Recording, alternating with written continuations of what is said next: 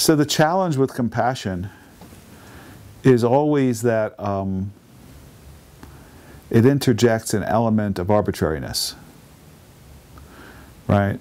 In a system like ours in the United States, where we deal with tens of thousands of crimes in any month throughout the country, who should you be compassionate towards? Why this one and not that one? And you know, we know from studies, for example, that white people tend to be a lot more compassionate towards white people than black people, and vice versa. And so the criminal justice system has sought to eliminate that element under the auspices of that we're going to do the same. And it's the idea beside the sentencing guidelines also is that we're going to have, we want to eliminate arbitrariness. We want to make it exactly the same for everybody who's done the same thing, because we can't afford to be arbitrary. But arbitrary, that's where compassion is also. Compassion requires us to look at the individual circumstances of the case and say, how did this person get in this situation? You know, what would it be like if you were a child and saw your father nearly kill your mother on a daily basis in your presence, come home drunk and beat her near death? How would that impact you? You know, should we ignore that?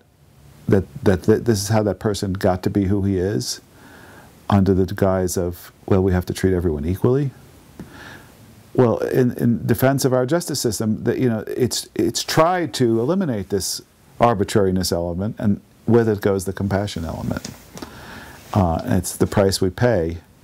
And this goes back to the fundamental problem with the death penalty.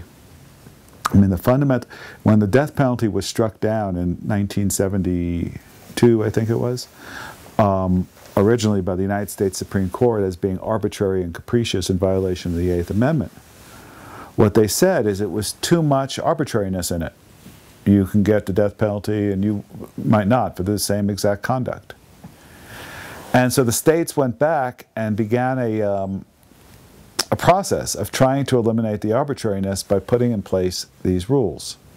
You know, aggravating circumstances and mitigating circumstances. But in truth, they never changed the arbitrariness. It just was a different, the arbitrariness just got sort of hidden in it. And in many ways, it just got worse. But there's an attempt to try to walk the line between viewing every case on its individual merits, which requires arbitrariness, and a system where everyone's treated the same, which requires no arbitrariness. And fundamentally, that's the philosophical problem with trying to apply the death penalty in the way that the courts in the United States have set it out, is you can't walk both paths at the same time. And that's why there's a moral problem with it, you know, either way you go, you're stepping on some important value.